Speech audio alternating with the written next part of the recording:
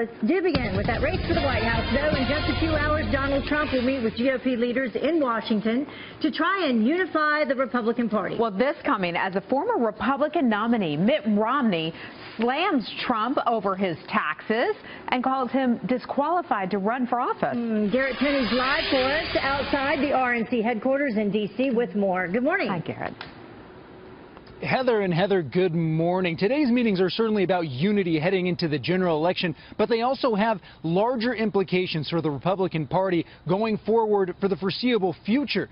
Donald Trump will kick off his day here in D.C. about 4 hours from now here at the Republican National Committee's headquarters, where he will meet with Chairman Reince Priebus and House Speaker Paul Ryan. After that, he has a slew of other meetings, including with the House leadership team. And then from there, he will go on to meet with the Senate side, with Senate Majority Leader Mitch McConnell and his leadership team on that side as well. And the goal of these meetings, of course, is unity heading into the general election, though Donald Trump has said that that is not a necessity for him to win the White House, though he would still like to see that happen. Last night, Trump gave Greta a preview of how he expects the meetings to go. Take a listen.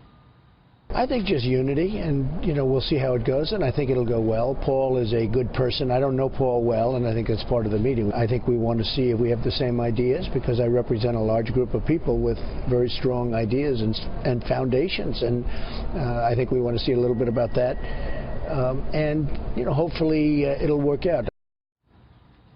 And Paul Ryan says while he hasn't endorsed Trump yet, it is something he still hopes to do.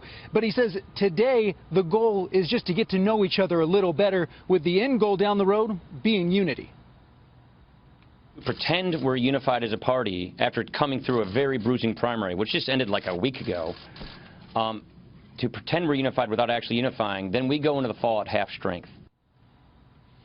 Not everyone in the Republican establishment is looking for unity, though. Former GOP nominee Mitt Romney is again going after the billionaire businessman for not releasing his tax returns, posting on Facebook in part, "It is disqualifying for a modern-day presidential nominee to refuse to release tax returns to the voters, especially one who has not been subject to public scrutiny in either military or public service."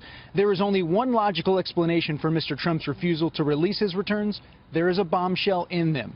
For his part, Trump has said he can't release his tax returns while the IRS is still carrying out its audit. Heather? All right, Garrett Tenney live for us. We'll see what happens today. Big day.